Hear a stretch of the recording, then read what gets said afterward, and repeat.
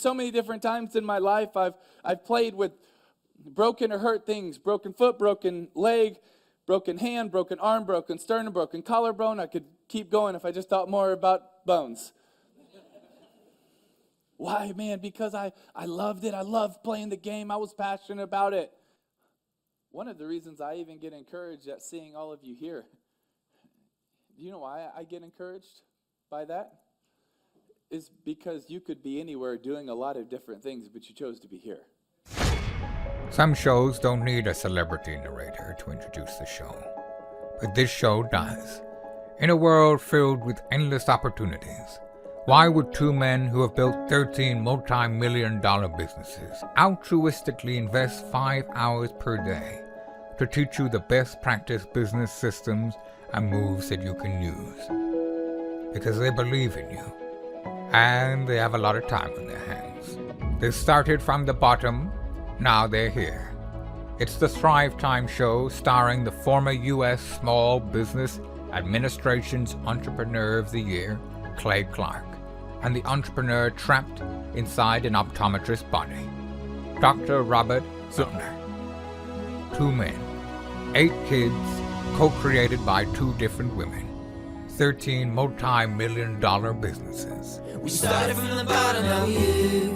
We started from the bottom, and we'll show you how to get here. Started from the bottom, now we here. We started from the bottom, now we here. Mr. Clyde started from the bottom, and now we're at the top, teaching you the systems to get what we got. Colton Dixon's on the hooks, I break down the books. Z's bringing some wisdom and the good looks. As the father of 5, that's why I'm alive. So if you see my wife and kids, please tell them hi. It's the CNC up on your radio, and now 3, 2, 1, here we go. We started from the bottom, now we here. We started from the bottom, and we'll show you how to get here. Started from the bottom, now we here. We started from the bottom, now we here. We started from the bottom, now we here. We started from the bottom, and we'll show you how to get here. Started from the bottom, now we here. We started from the bottom, now we here. Napoleon Hill, the famous success author of the book Think and Grow Rich, the best-selling self-help book of all time. He once famously wrote, if you do not conquer yourself, you will be conquered by self. Mm-hmm. Now, Oprah once famously said, I don't think of myself as a poor, deprived ghetto girl who made good. I think of myself as somebody who from an early age knew I was responsible for myself and I had to make good. So on a practical level, having dealt with being essentially abandoned by your father from age 13 to 18, being raised by a mom who was a severe alcoholic, and you've had obviously the intense physical disabilities with scoliosis and the curvature of the spine and some things you've dealt with, how do you choose to have the right thoughts? How are you choosing to have those right thoughts? Well, I truly feel like in every situation you're in, adverse or not, there's something to learn from it, and so you can get caught up on the negatives, but if you can look for what may be positive that you might have learned from it. For example, for myself, as going through with my mom with an alcoholic, I could have easily, growing up with that, said, you know what, I'm a victim. I'm a victim of my mom being an alcoholic. When the police would come by and they'd break my parents up, I could easily look at that. But you know what, I realized, even at a young age, is, you know what, I'm pretty independent. I learned my independence from that situation, because if I wanted it to happen, I had to make it happen. So you every time that something bad happens, you then are trying to ask yourself, what can you learn from this? Is that right? Absolutely. Okay. Because there's always something you can learn. Well, let me ask you this here.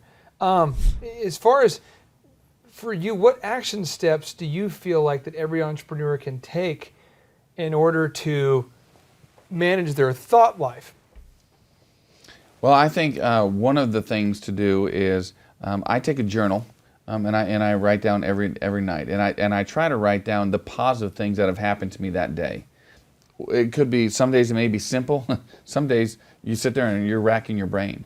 But if you're able to start making a list of those positive things that have happened for you, what ends up happening is your mind starts searching for those positive things on a regular basis. What ends up happening is... Found a way to motivate yourself by making a list of positive things that happen? Yeah. Positive things you're grateful for, I guess? Yes.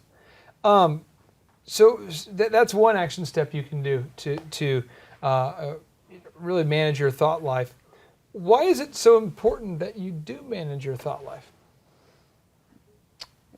Well, if you're not managing your thought life, life ends up managing you is what happens. I noticed that for me, I no longer really listen to music on the radio. Mm-hmm. I don't really listen to talk radio. I just listen to self-help stuff, when I'm driving. But I remember I could wake up in the morning, turn on the radio. By the time I got to work, was so mad because of something I heard on talk radio that it flavored the way I talked. Or I could get up and listen to pop music or something in high school. I listened to a ton of Eminem, that kind of thing. And he's still mad. I'm not sure he's mad about still, but he's mad.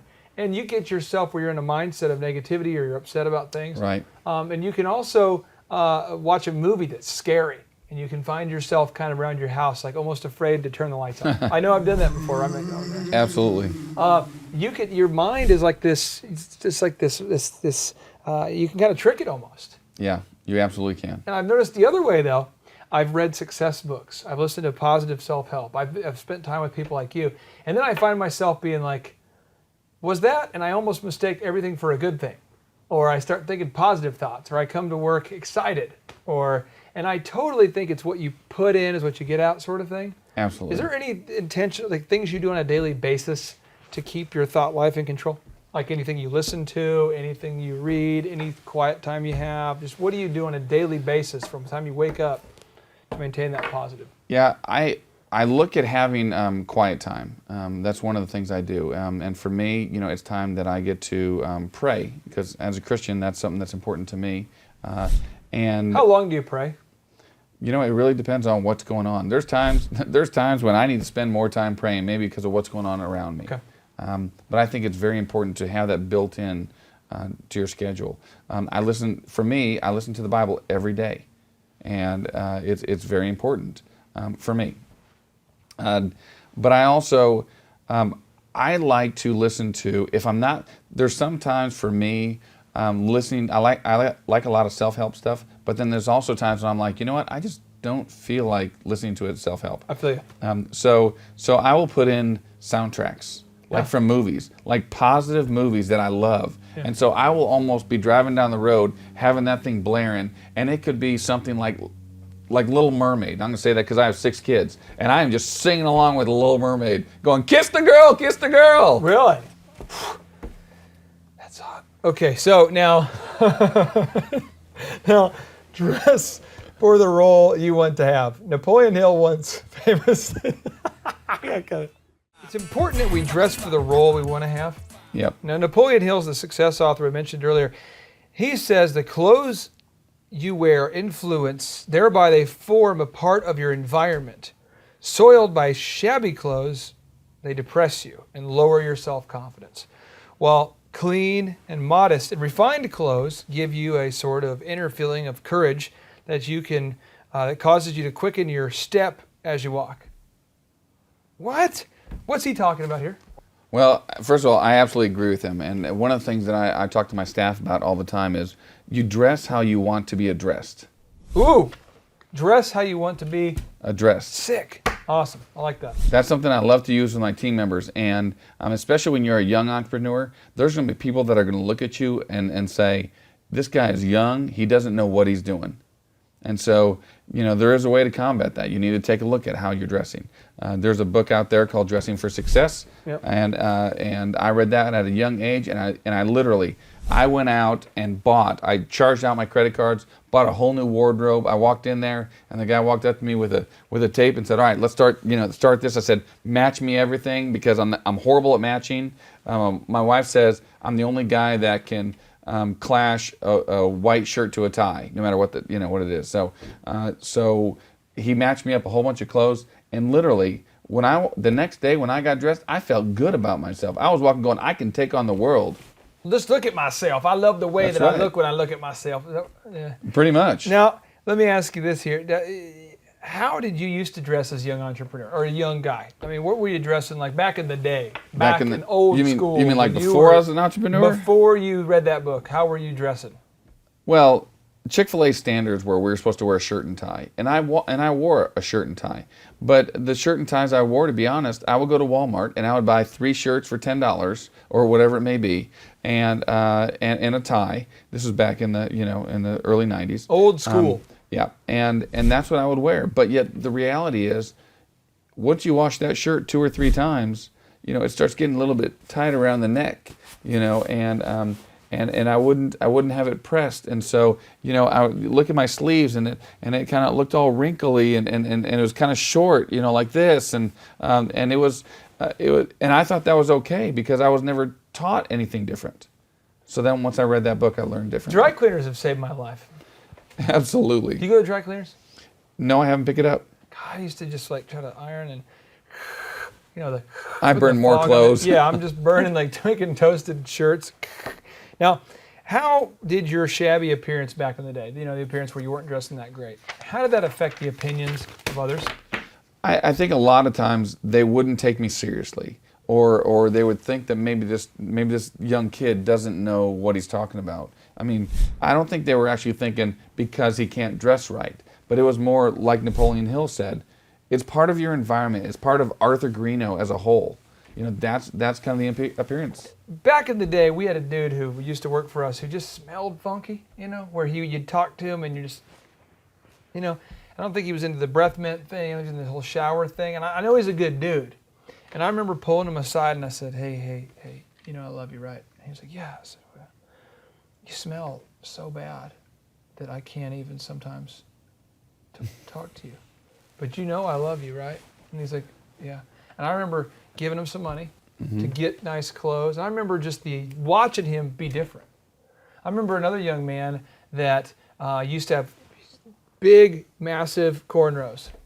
And he was trying to get a job in a professional setting. And I talked to him. I said, hey, man, you got to cut the cornrows. Like, why? I said, well, I don't know. There's not many presidents I can think of that have cornrows. They used to have wigs back in the day, but I don't see any cornrows right now. I don't know of any heads of state, any CEOs that are rocking the cornrows. You just have to quit the whole smoking thing and quit the cornrows. And it seemed like it was hurtful, but he told me thank you too. And he said he came back and said, man, it changed my life. So I'm hoping that right now as people are watching this, maybe if they're offended, maybe they'll actually do something about it, and then, because I know I was told at one point, I met with a mentor of mine and he pointed out I had double hoop earrings and I was dressing like a wild man, and he was kind of like, you're dressing like Eminem and you have double hoop earrings, I wouldn't do business with you either. And it meant a lot from this guy because he's a very successful person. And so I just want to encourage everybody watching this right now to really ask yourself, what kind of first impression are you making?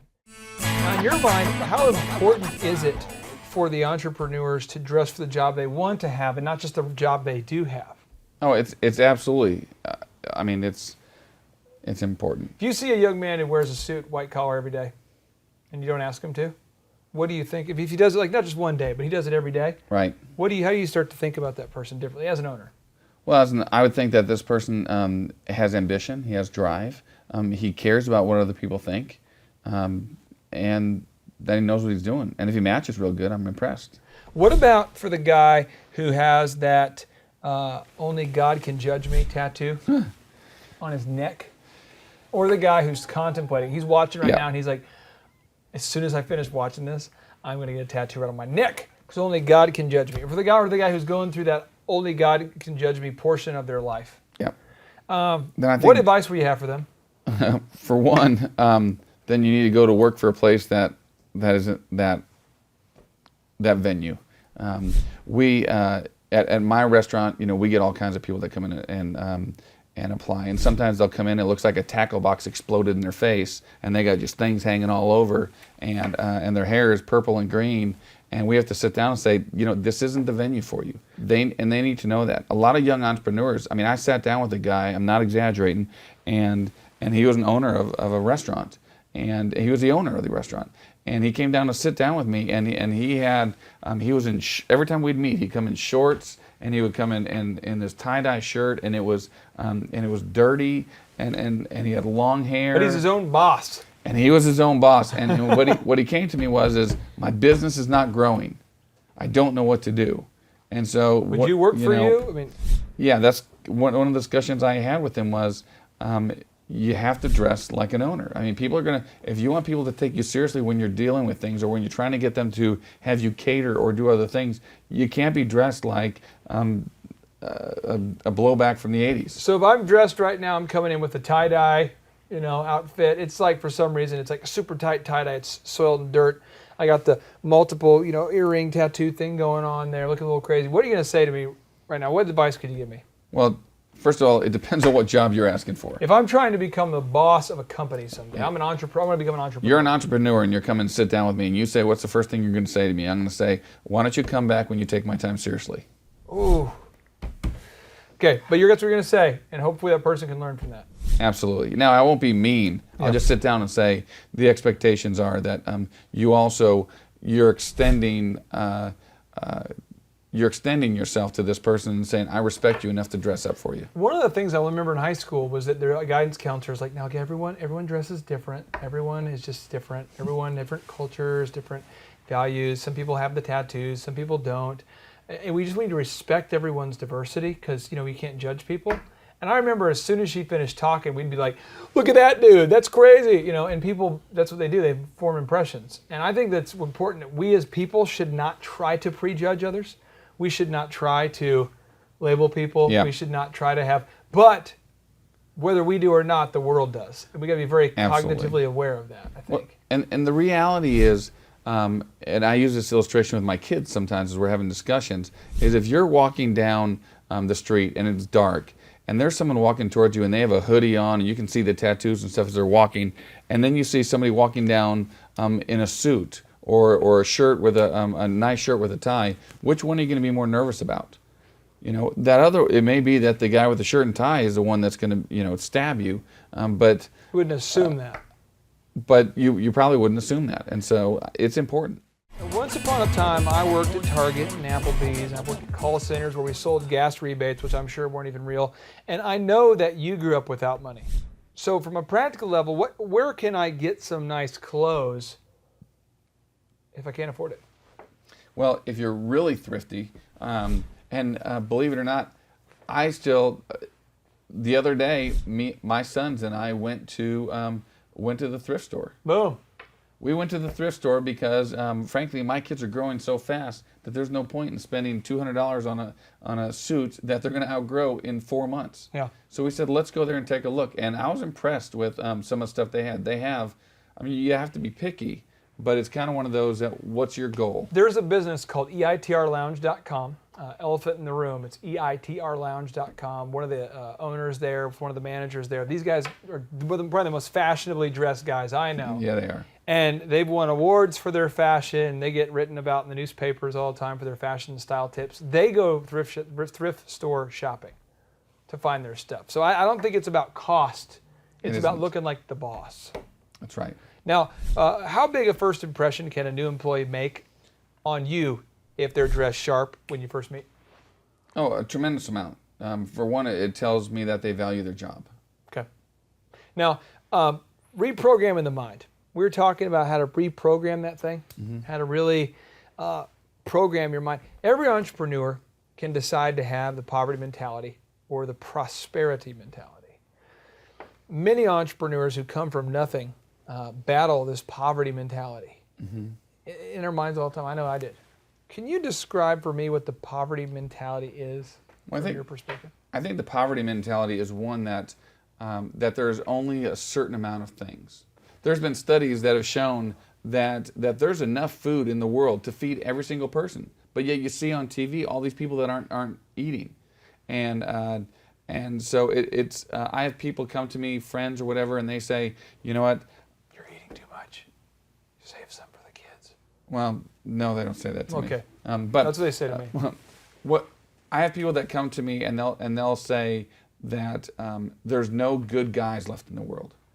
Okay, it's a young woman. She's there's no good guy. All of them are taken. All of them. The reality is that's not the truth. They may not be looking in the right spot. Where are you trying to? Where are you going? Well, I'm going to the bar to look for them. Well, okay, maybe that's not the best place to go look for the good guys you're wanting. Where would a good guy hang out? Well, maybe at church. Maybe you should go to church. But it's a mentality of there's only a certain amount of things. when if you flip that around, there's enough of everything. There's enough money in the world to take care of everything, enough food in the world to take care of everything. There's enough of everything out there.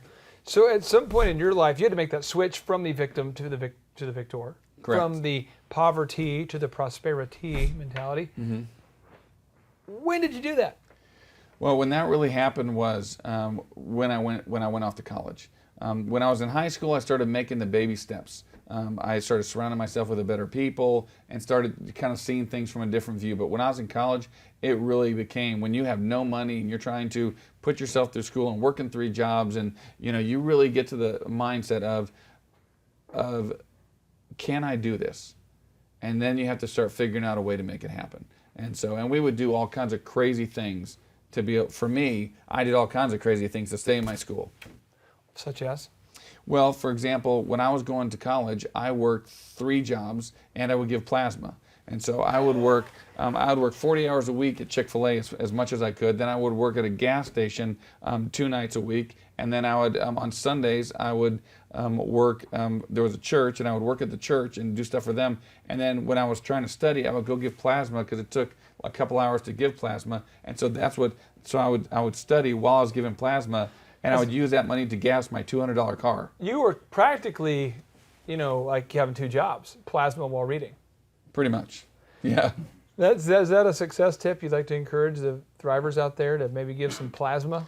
The thing for me is you do whatever it takes. When I was with Chick-fil-A, when I was very first with Chick-fil-A, I wasn't earning a whole lot of money. And my wife and I said, you know what, we want to go get each other some Christmas presents. So what do? We went and gave plasma so we can give each other Christmas presents. And I remember telling the guy, he said, what is your job? And I said, I'm the owner of Chick-fil-A at Eastland Mall. And he was like, shut up. And I was like, no, I'm serious. And he goes, no, shut up. I mean, he didn't believe me. And so I had to kind of show him my business card. But the thing is that if you want success, you have to do whatever it takes to make that happen. I know that there was a time in my life where I worked at Applebee's. I was working at Target. I was trying to get an internship at tax and accounting software. I drove 45 minutes a day, every day, to Okmulgee and back from Okmulgee, Oklahoma, tourist capital of the world, to study at Oklahoma State, Okmulgee Technical College. And I know that I had the Target, I had the Applebee's, I had that trip. My wife and I shared a car. I mean, there's all these stories, and we're just one of thousands of people like us that have done these sorts of things. And I think it's not about resources, but it's about being resourceful. Absolutely. And it's about doing whatever it takes. And I think that's exciting. Now, what could an entrepreneur do every day if they want to create and sustain the prosperity mentality? I mean, if they're kind of like, a little bit going back to scarcity, a little bit into that poverty, a little bit into that. What can they do? What can they do to stay positive? They can give. I read a study the other day that said when people give, they feel rich. I know that's contrary because you may not have a whole lot of money, but you know what? There's always something you can give. Whether you can give that homeless guy $1 each day, you can feel good about yourself. And it'll help you get that mind frame of, I'm rich. I encourage people to, when they go to a drive-through or a coffee place, pay for the guy behind them or something. It's a way to, it releases endorphins, and makes you feel better about yourself, and it, in essence, gives you that confidence. I've noticed too, for me, enveloping myself with positive people, where I try to encounter positive people as much of my day as possible. So before absolutely. I knew these people, I mean, it was like, I'm going to read Dale Carnegie in the morning, his book, How to Win Friends and Influence People, and at night, I'm reading John Rockefeller, and I'm going to watch Biography when I get a chance to watch that, and I just was positive. And it sounds like you're saying give, but there's things you can definitely do to maintain that positive mentality. I think it's just absolutely huge that you're very aware that you have a prosperity mentality and not a... Well, and when you look at this, you gave a couple examples, and I gave different examples. There's no limit on all the different things you can do to get that mentality. And so, you know what? Sometimes it's just about trying things. Success authors, many of them have written about that your mindset is kind of like a computer. Basically, you put garbage into it. If you put a bad software program into your computer, you'll ruin that guy. Yep. You'll get garbage out. It seems weird that you can just download a software and ruin a computer. But how can you kind of reprogram your brain if you know that your computer needs to be cleaned off. If you're watching right now and you know you've got some garbage in your brain, what can you do to restart your computer anew, to renew your mind? Well, I think part of it is just start filling it with the right things. Okay. You know, what are you reading? What are you spending your time on? What is your energy on? If you're spending all your time, and I'm gonna pick on reality shows. If you're gonna spend all your time watching the reality shows where all the people are arguing back and forth on a regular basis, you know, when you could spend that time reading a book that's going to, well, like you were talking about, How to Win Friends and Influence People. That's a great book to get you the mindset of success. I know that for me, to put the garbage out and to put the good stuff in, I just have to ask myself, is what I'm learning right now helping me get closer to my goal? Is the conversation I'm in right now helping me get closer to my goal? Is the movie I'm watching helping me get closer to the goal? I say goal, spirit, mind, body, relationships, Absolutely. finances. So is the conversation I have helping me have a better marriage? Yeah.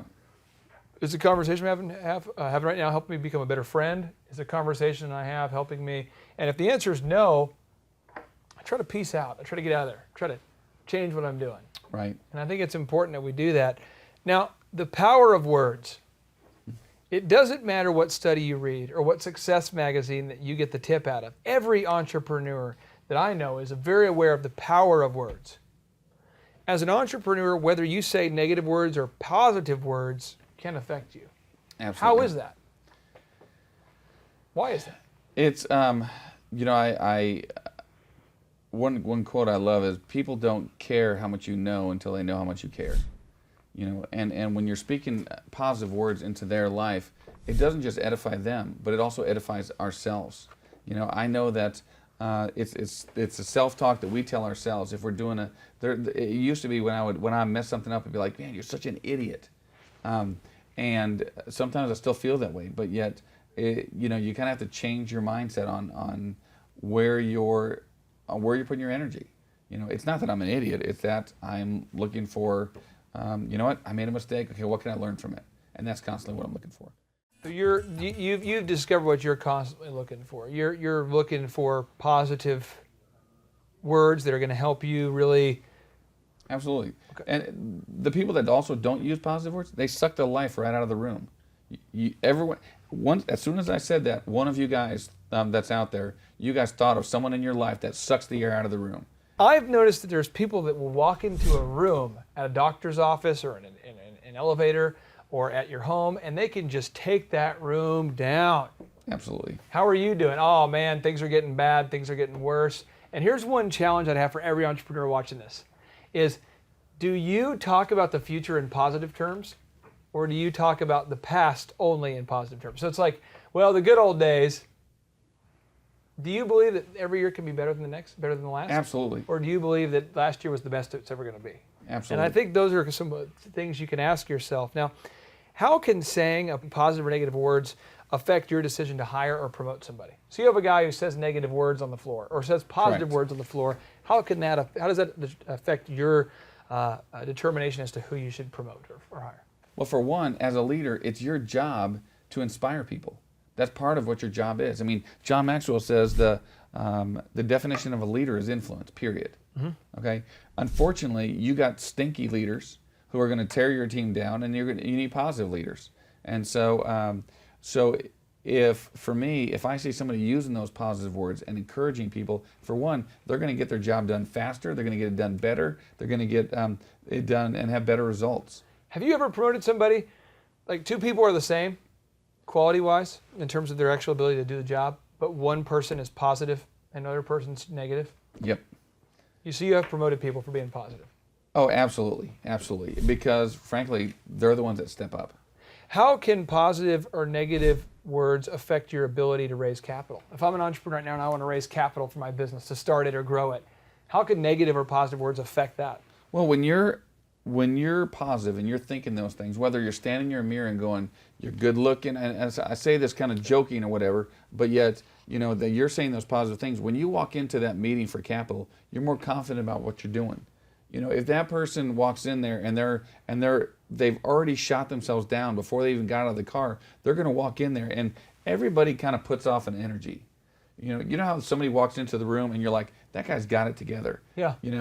The same goes for the guy who walks in and goes, that guy doesn't have anything going on for him. And it's not about judging, that you just can kind of feel it. What about the old yawn guy? The guy who shows up to your work meetings and yawns all the time? Oh, it drives me crazy. He certainly affects you, because then what? Everybody around him is yawning. Yeah, like I'll be real. It pisses me off when people yawn all the time at work, it affects the people around them. And I love the guy who's always clapping, or he's excited, or he's like, "Hey man, how you doing?" I like the guy who brings that energy. Well, and the reality is that's a choice. They get to make the choice on, am I going to exert that energy to go, "Hey, how's it going?" Or am I just going to sit there and go, "Hey, and it takes a little bit of effort. And I think it's important that the successful people are the people that are willing to put the effort in.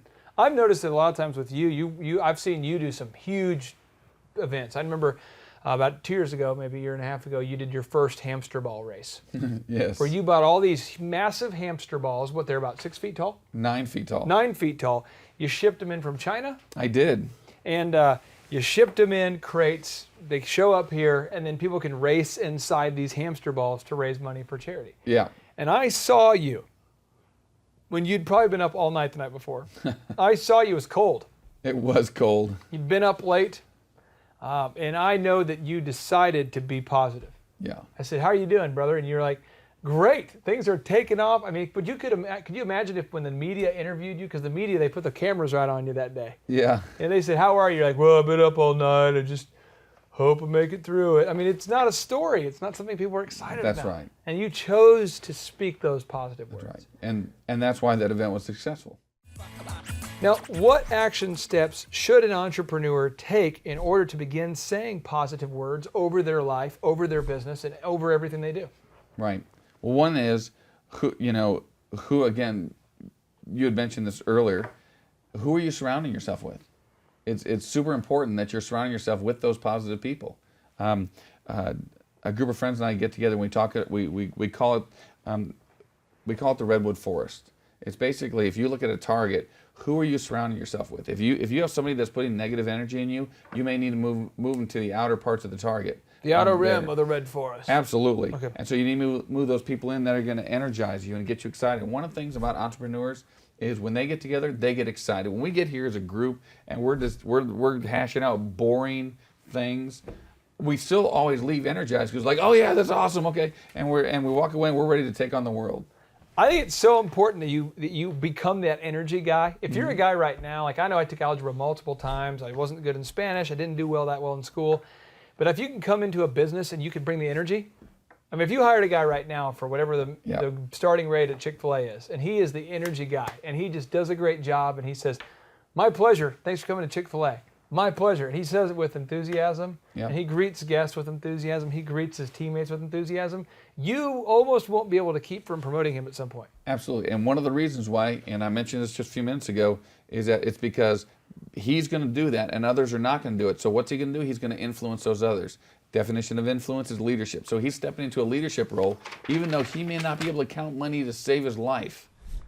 But yet he's influencing others to be a positive impact. Positive words, if nothing else about you, positive words I know have affected your life. Because Absolutely. With your mom being an alcoholic, with your dad just disappearing on you, with you having the physical ailments you had, with all the things you've dealt with, I've never heard you say, consistently negative anything. You're always positive. And even when you're down, if you've had a rough time, I say, "How are you?" And you say, I have nothing to complain about, or "I'm doing great," or getting better, or you're just very aware of it. I know you're intentional about it. Right. I can say as your friend, I appreciate it a lot. But Thank you. I know that that's something we can all pick up on. I think it's huge. Now, the law of reciprocity. The law of reciprocity. The universal law that exists in business and in life is simply treat others the way that you want to be treated. That's basically the idea. It's called the golden rule. Why is it so important for entrepreneurs to keep that principle in mind of doing unto others as you'd have them do unto you? Well, one of the things is that as an entrepreneur, it's easy for us to get the shaft. It happens all the time, whether an employee steals from you. I mean, we're setting ourselves up, and somebody trips on a bumper outside your restaurant. Not that that's happening right now. Not that it's happening now or ever has happened in the history of Chick-fil-A anywhere correct. across the world. You know, and they're going to sue you because you put that bumper, you know, it's been the same spot. Sue you as another company's, not Chick-fil-A.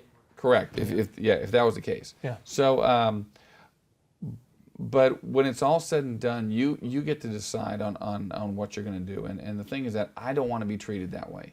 I shouldn't be treated that way. So I'm going to treat them with honor, dignity, and respect no matter what. And it's so important in business. You go over with a lot of the clients who've invested in my businesses or I've worked with over the years. I have consistently tried to do right by them. And I've noticed that they do right by me. And I'll just give you an example of how you've done this for me. My kids called the other day. I'm getting old, so I say the other day. But they call, Dad. I'm like, what's going on, guys? They never call at work. Dad, Dad, what? Hey, what's going on, kids? Arthur Greeno dropped us off stuff at the house. And you dropped off a gift box. Yes, I did. With some books in it and T-shirts and basically Chick-fil-A promotional and swag items. Yeah. They were going crazy. And you did that for me. And you didn't have to. And where I found an article was written about you in the newspaper or in a magazine, I was like, well, I'm going to get that made and framed and sent over to your place. Did you start this problem? Did you start this little game? Maybe. But it's a deal of you generated that law of reciprocity. You threw the boomerang out. And it came back to you. And I've noticed that everybody I have a great relationship with, it seems like one of us started that boomerang and now it just keeps coming back. And it's exciting to see that. And but I think it's contrary to the world, because in the world, it seems like in the world we're like, I'll give you something if you give me something first. You give me something, maybe I'll give you something. Yeah. You give me, what do you have for me? And then I'll see if I can, and it's the opposite. So I think that's amazing that you've done that. You do that with someone you don't know, Arthur, because you do it all the time. Someone you don't know, how do you generate that law of reciprocity? Doing for others what you want them to do for you. We look for opportunities. I mean, my family, my kids, Christmas is a big thing for us. And because we will literally look for opportunities.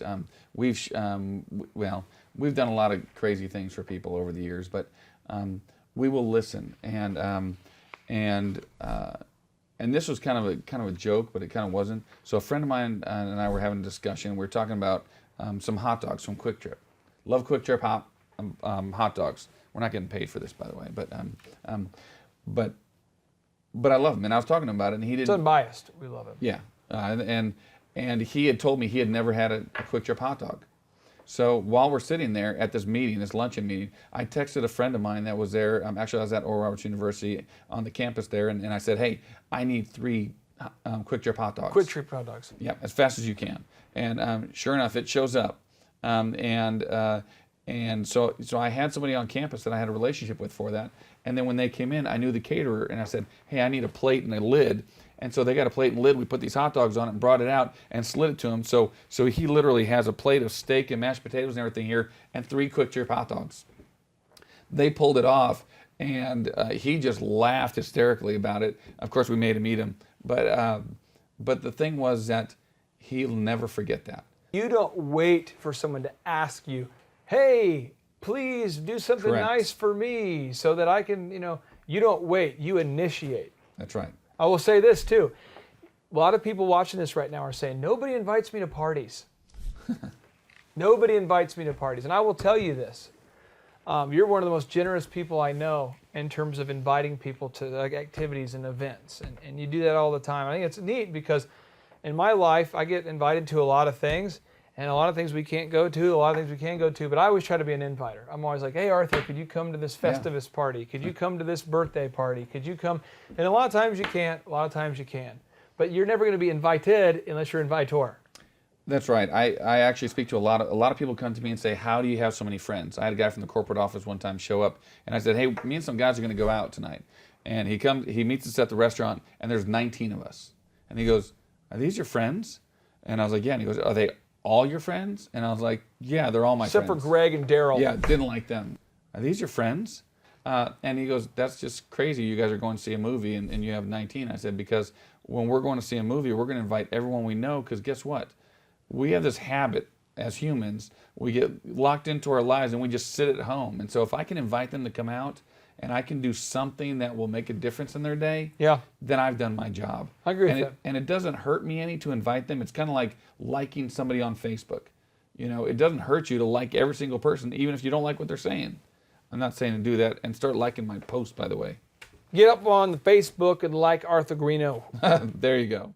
Now, in your life, you've obviously seen the law of reciprocity work a lot. But I want to ask you if I'm watching this right now, and I remember when I started my whole business, I was in an apartment with no AC, no heat. It was at 71st and Lewis in Tulsa, Oklahoma, at the Fountain Crest Apartments behind the Marriott Hotel.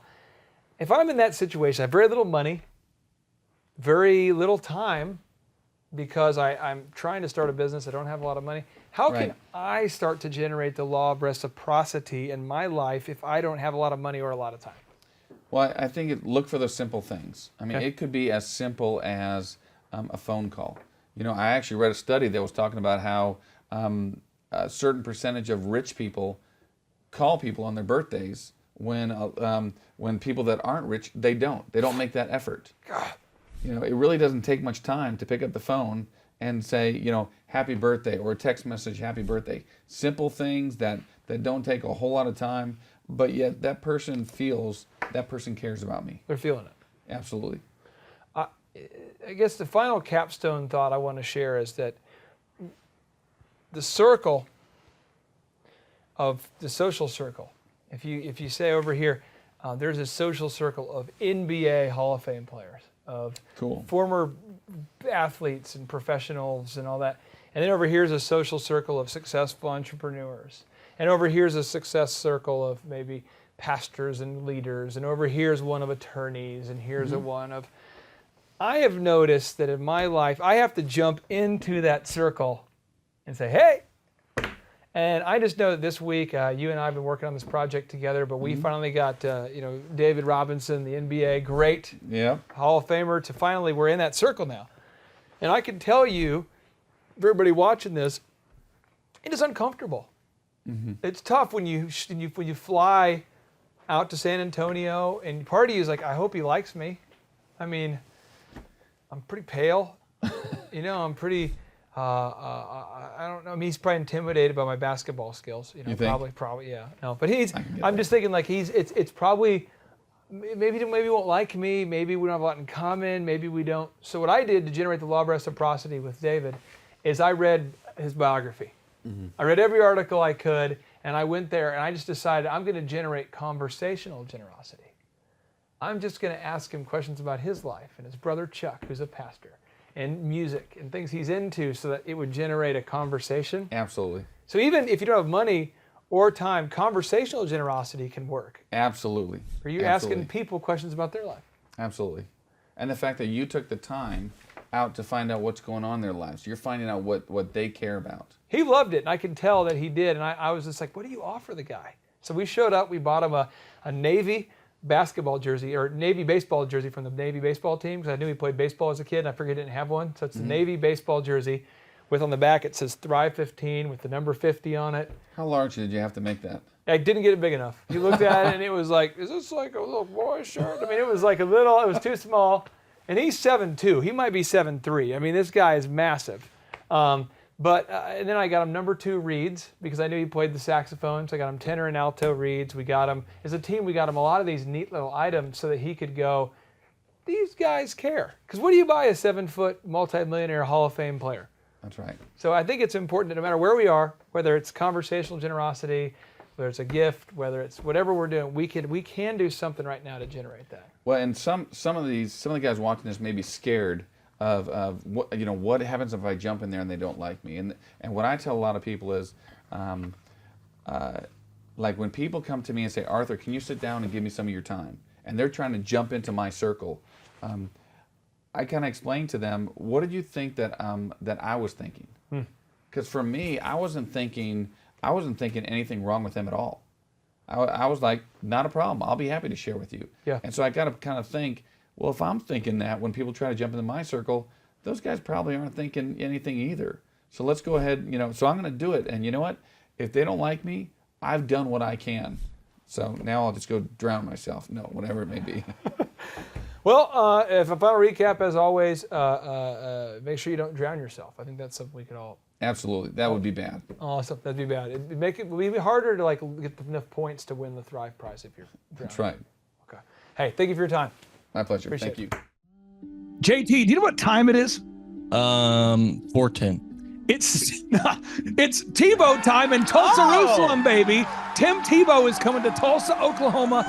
During the month of Christmas, December 5th and 6th, 2024, Tim Tebow is coming to Tulsa, Oklahoma in the 2-day interactive Thrive Time Show Business Growth Workshop. Yes, folks, put it in your calendar. This December, the month of Christmas, December 5th and 6th, Tim Tebow is coming to Tulsa, Oklahoma in the Thrive Time Show 2-day interactive business growth workshop. We've been doing business conferences here since 2005. I've been hosting business conferences since 2005. What year were you born? 1995. Dude, I've been hosting business conferences since you were 10 years old. And a lot of people, have followed Tim Tebow's football career on the field and off the field. And off the field, the guy's been just as successful as he has been on the field. Now, the big question is, JT, how does he do it? Well, they're going to have to come and find out because I don't know. Well, I'm just saying, Tim Tebow's going to teach us how he organizes his day, how he organizes his life, how he's proactive with his faith, his family, his finances. He's going to walk us through his mindset that he brings into the gym, into business. It is going to be a blasty blast in Tulsa, Jerusalem.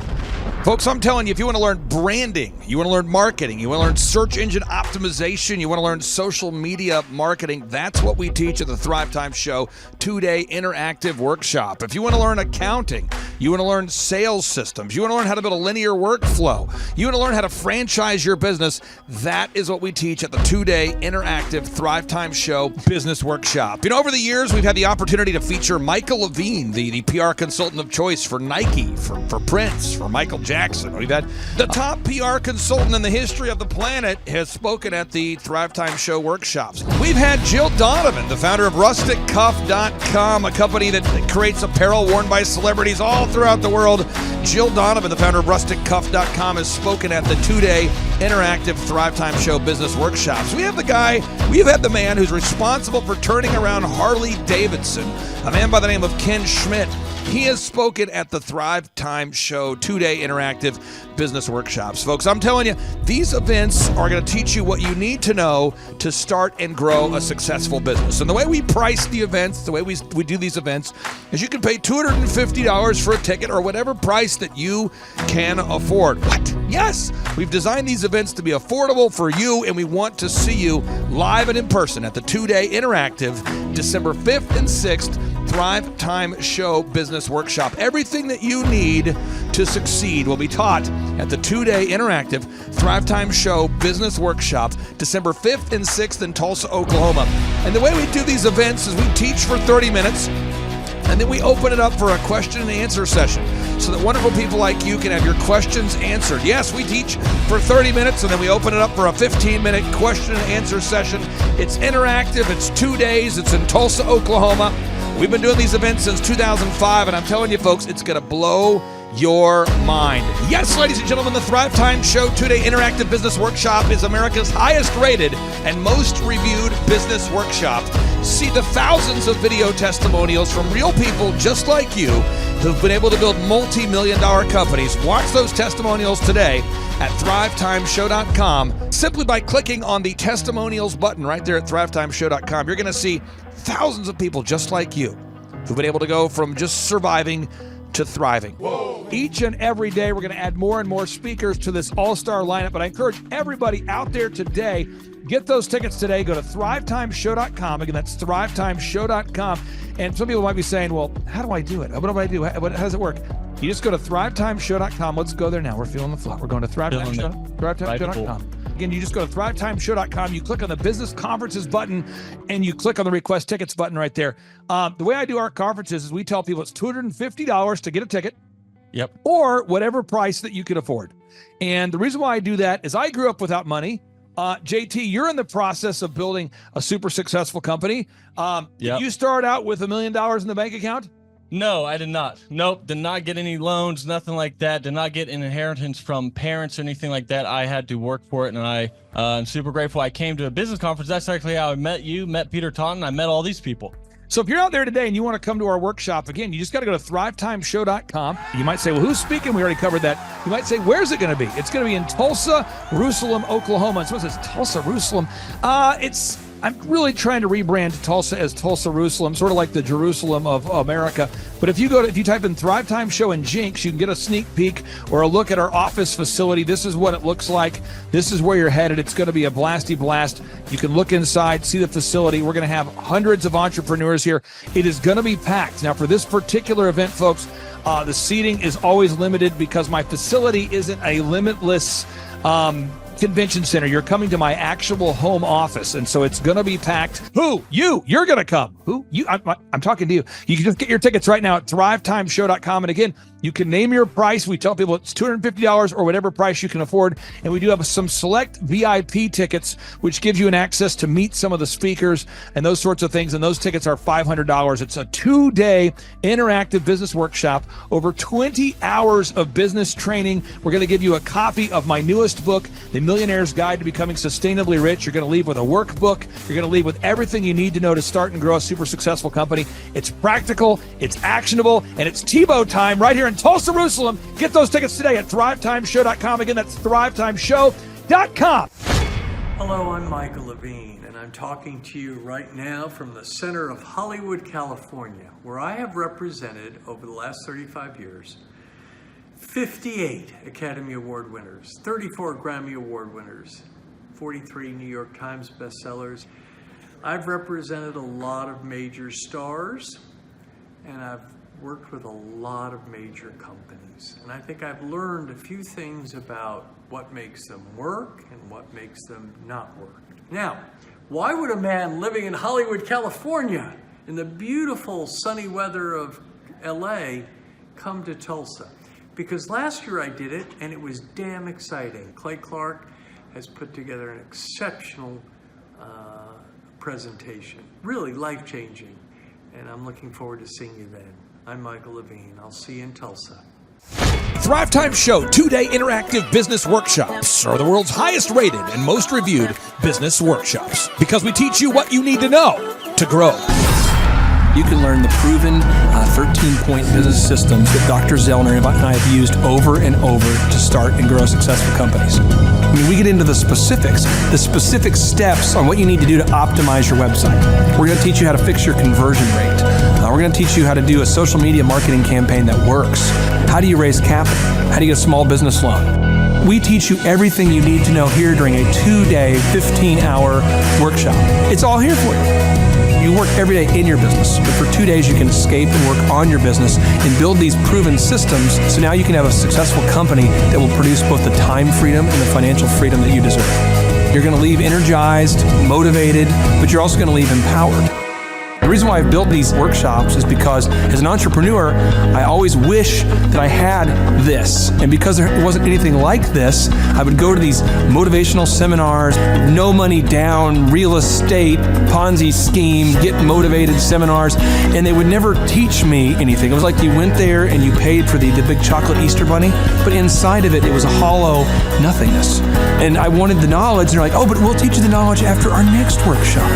And the great thing is we have nothing to upsell. At every workshop, we teach you what you need to know. There's no one in the back of the room trying to sell you some next big get-rich-quick, walk-on-hot coals product. It's literally, we teach you the brass tacks, the specific stuff that you need to know to learn how to start and grow a business. And I encourage you to not believe what I'm saying, and I want you to Google the Z66 auto auction. I want you to Google elephant in the room. Look at Robert Zellner and Associates. Look them up and say, are they successful because they're geniuses, or are they successful because they have a proven system?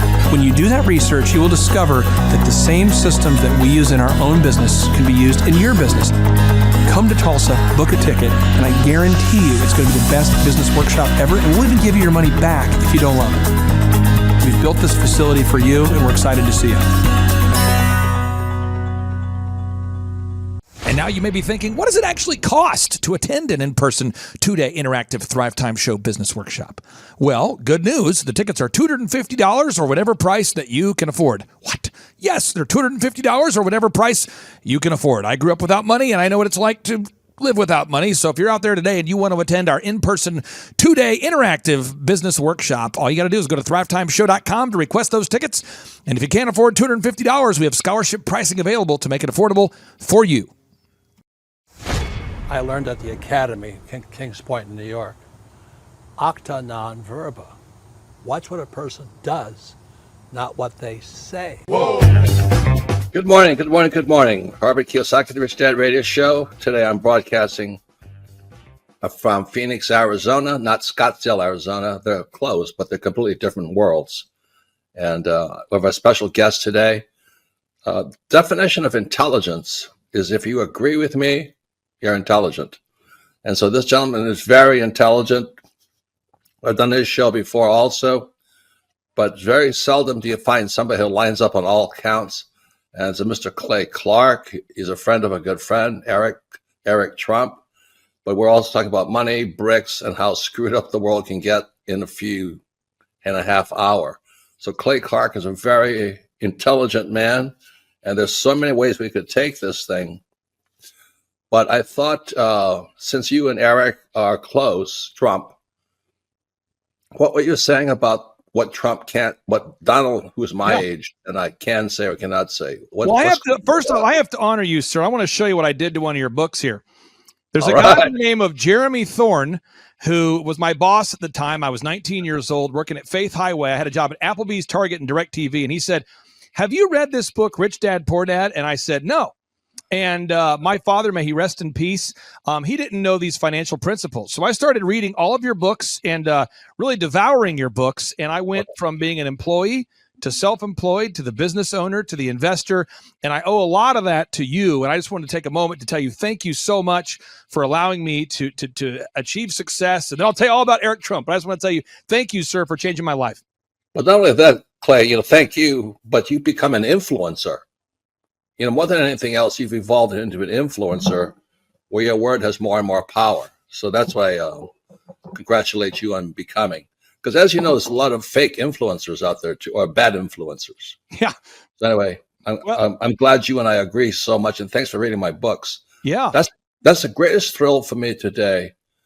Not a thrill, but recognition is when people, young men especially, come up and say, "I read your book, changed my life. I'm doing this, I'm doing this, I'm doing this."